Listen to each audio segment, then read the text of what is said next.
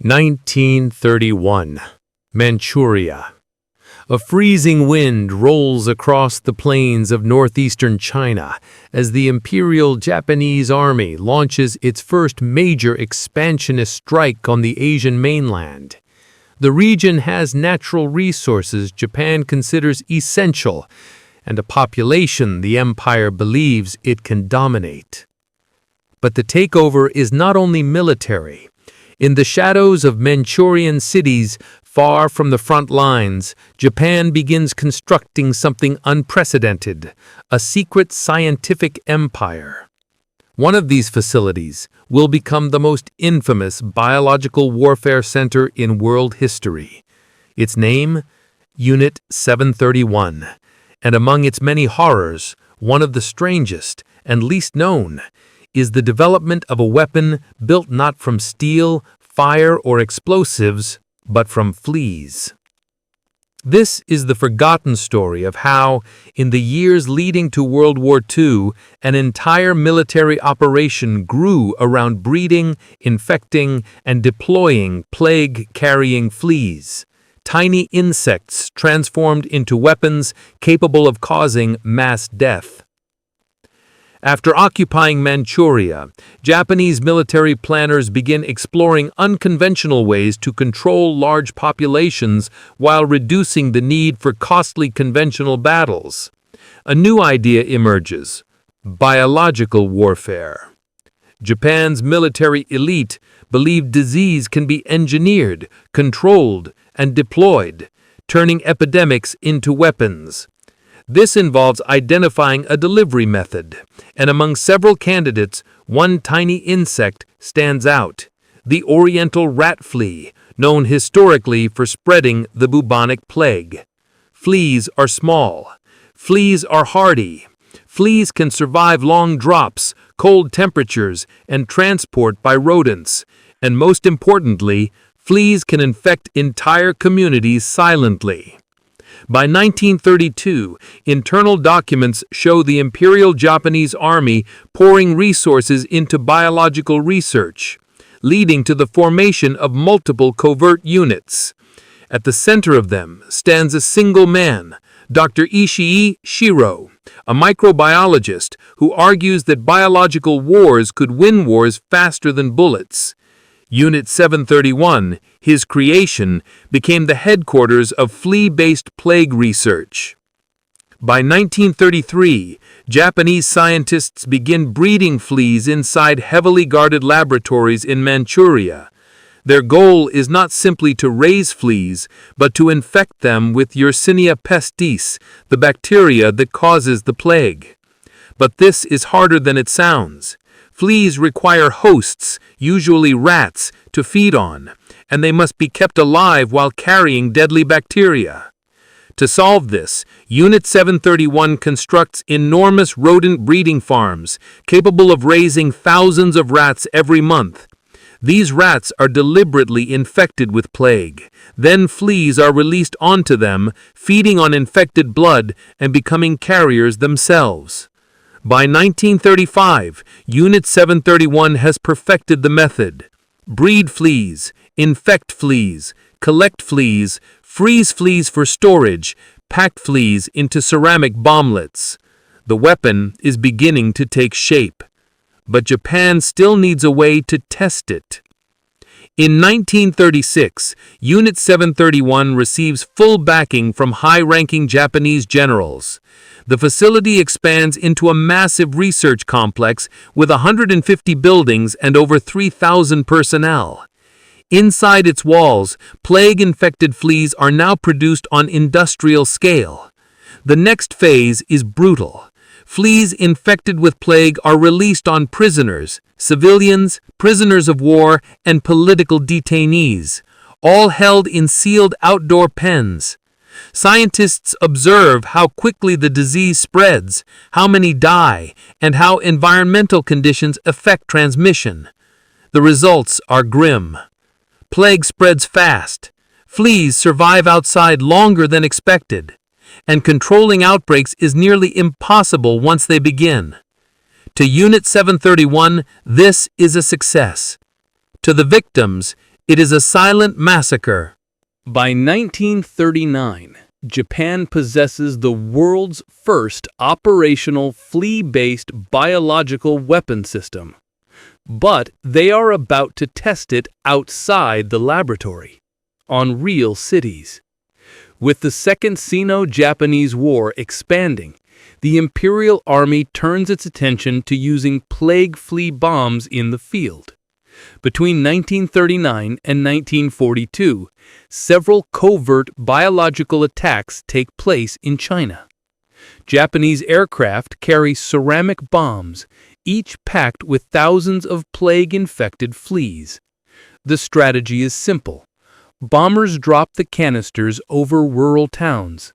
The ceramic shells shatter on impact. Fleas scatter across farmland and villages. Rats pick them up. Plague spreads quietly, days before anyone suspects an attack. Historical records document outbreaks in multiple Chinese cities, including Ningbo, Kuzhou, and the surrounding Zhejiang region. Entire communities fall ill. Hospitals report symptoms consistent with the bubonic plague. Doctors have no idea they are witnessing a deliberate military attack. Japan denies involvement. To this day, many of the victims never learn the cause of their own epidemic. Among all biological agents available in the 1930s, Japan's choice of fleas might seem strange, but militarily, fleas offer several advantages. 1. They are nearly invisible. A bomb filled with fleas leaves no smoke, no crater, and no chemical residue. 2. They multiply through rodents. Once released, fleas spread naturally across cities and towns. 3. They carry a historically proven deadly disease. The Black Death had killed tens of millions, proof the method could work. 4. They are deniable. An outbreak can be blamed on natural causes. To the Imperial Army, fleas are the perfect covert weapon. By 1941, Unit 731 has grown into an industrial-scale biological weapons factory.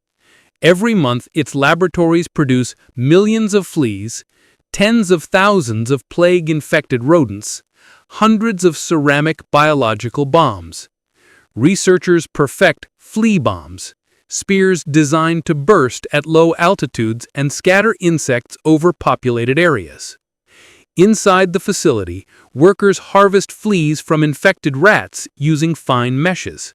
The fleas are cooled to sleep, packed into containers, and prepared for bombing missions.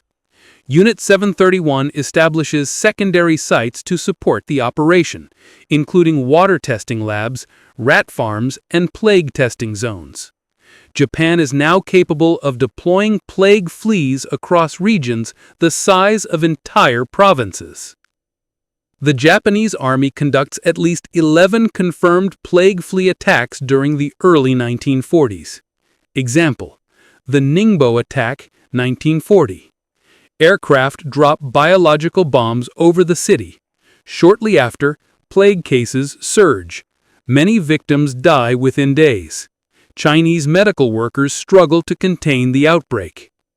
Example: Zhejiang Province, 1942. After the Doolittle raid on Tokyo, Japan carries out brutal retaliatory operations. Plague flea bombs are dropped over multiple towns. The outbreak spread far beyond the initial drop zones. In some cases, the disease jumps from initial victims to local rat populations, triggering secondary waves of infection.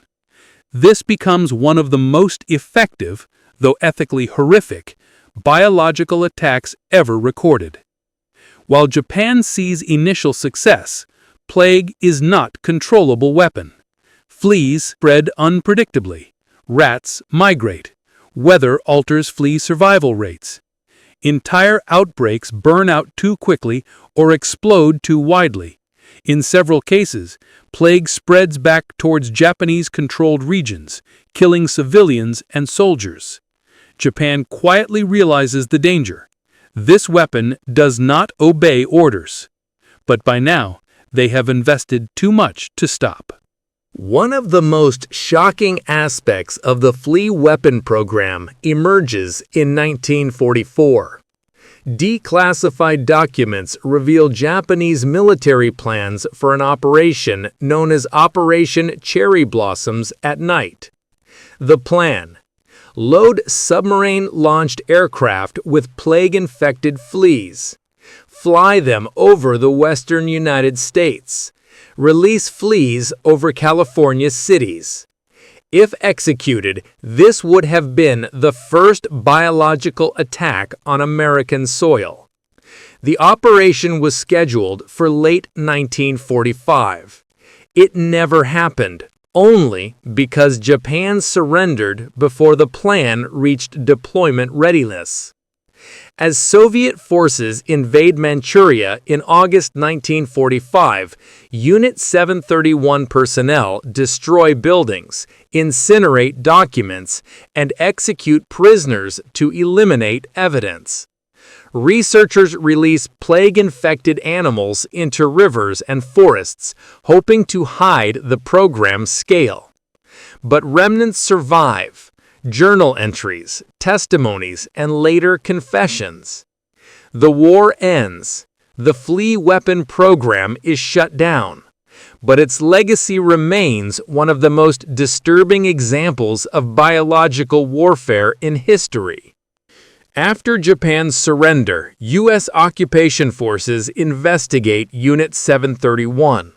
American intelligence officers quickly realize how advanced Japan's biological research is.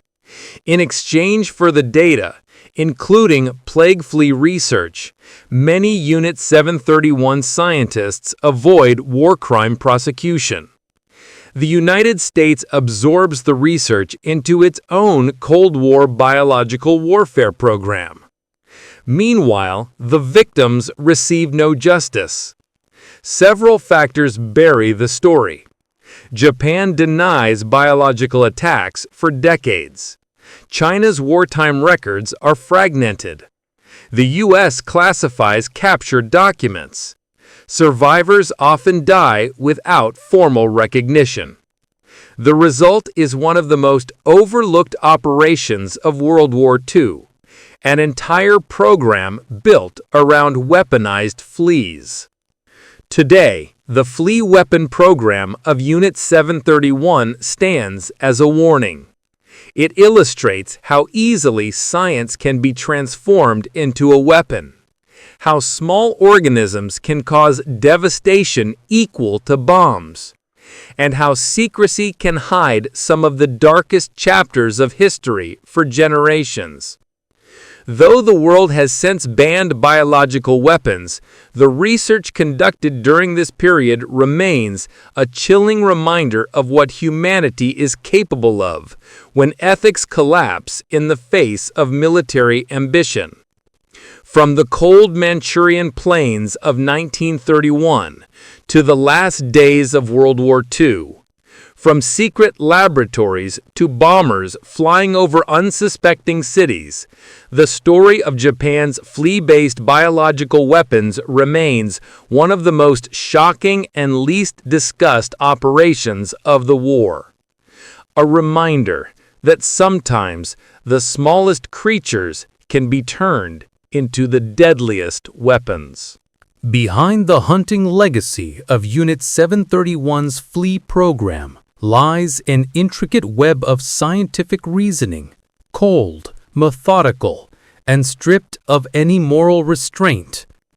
To understand the magnitude of the operation, historians have examined how Japanese scientists turned a natural parasite into a strategic weapon. Breeding the vector. Fleas reproduce rapidly when provided with stable hosts and warm environments. Unit 731 used heated barns, controlled humidity chambers, massive rat populations, continuous blood supply systems. Workers collected flea eggs in trays, carefully separating larvae from debris. The larvae were fed dried blood powder until they matured. Once adult fleas emerged, they were transferred into cages filled with plague-infected rats. Within days, the cycle of infection was complete. Infecting the fleas. The process was far from delicate. Rats were deliberately infected with Yersinia pestis, then allowed to weaken. As the rats succumbed to the disease, thousands of fleas fed on them. By the time scientists harvested the insects, many were swollen with plague-rich blood. This was the payload Japan intended to deliver to enemy populations. Packaging the weapon. Infected fleas were cooled until they entered a dormant state, a form of induced hibernation. This made them easier to handle, count, and pack. Then they were loaded into thin-walled ceramic bombs designed to shatter at low altitude. These bombs were filled with fleas, grain, wheat husks, and bits of cloth. The organic materials encouraged rats to investigate the bomb sites, creating a chain reaction that spread the fleas even farther. The science was precise. The purpose was chilling. Unit 731's test fields were built to resemble real villages. Houses, wells, and even small farms were constructed within fenced compounds. These mock settlements became the proving ground for biological weapons. The Maruta system. Prisoners, referred to by the dehumanizing term Maruta, meaning logs, were used to study infection patterns. After a flea release, scientists observed time to first bite, rate of initial transmission, spread among clustered populations, mortality curves, environmental effects like temperature and moisture. Each experiment had a specific military question attached. If a village were attacked at night, how far would the fleas spread? If dropped in winter, how many would survive? If rats migrated, how quickly could plague extend beyond the target zone? Every answer helped refine future biological operations. Documented outbreaks inside the facility. Some tests ran out of control. Fleas jumped beyond intended zones. Rats escaped cages. Internal memos describe accidental plague outbreaks that forced researchers to burn entire laboratory wings. Even within Unit 731, the weapon was unpredictable. But the Japanese High Command continued demanding results. By 1940, Unit 731 no longer operated alone. Japan built a network of biological warfare units across occupied China. Unit 100, focusing on animal pathogens, Unit 1644, operating in Nanjing, Unit 1855, launching experiments in Beijing, Unit 8604, based in Guangzhou. Each had a unique role, but the most notorious was Unit 731 with its flea production lines. Agricultural warfare units. Some special branches worked on destroying enemy food supplies using anthrax, glanders, wheat stem rust fungus, and rice blast fungus. Fleas, however, remain the core delivery mechanism for human-targeted pathogens. Logistical integration. By now, this was not an isolated program. It was a fully integrated wartime industry. Railway cars delivered rats. Refrigerated trucks transported flea batches. Aircraft squadrons modified bomb bays for ceramic biological bombs. Intelligence units selected vulnerable target regions. Japan envisioned a future where biological weapons would serve as core components of empire expansion. Most historical accounts focus on the broad impact of plague outbreaks across cities, but the quieter tragedy lies in thousands of small, undocumented deaths. Rural villages. In remote villages, plague symptoms were often mistaken for seasonal fevers or food poisoning. Families buried the dead without medical reports. Local officials, often under Japanese occupation, had no understanding of biological warfare. Many victims never knew they had been struck by a deliberate military operation. Medical workers. Chinese doctors working in wartime hospitals faced impossible conditions. They lacked antibiotics. Streptomycin, the first effective plague treatment, would not be discovered until 1943. Their only tools were quarantines, burning infected belongings, and primitive disinfectants and improvised protective garments. Many doctors and nurses died after accidental exposure. Collateral victims on all sides. Fleas did not respect borders. They attacked Japanese troops. They infected local collaborators. They spread into pet animals, livestock, and rodent populations far beyond intended targets.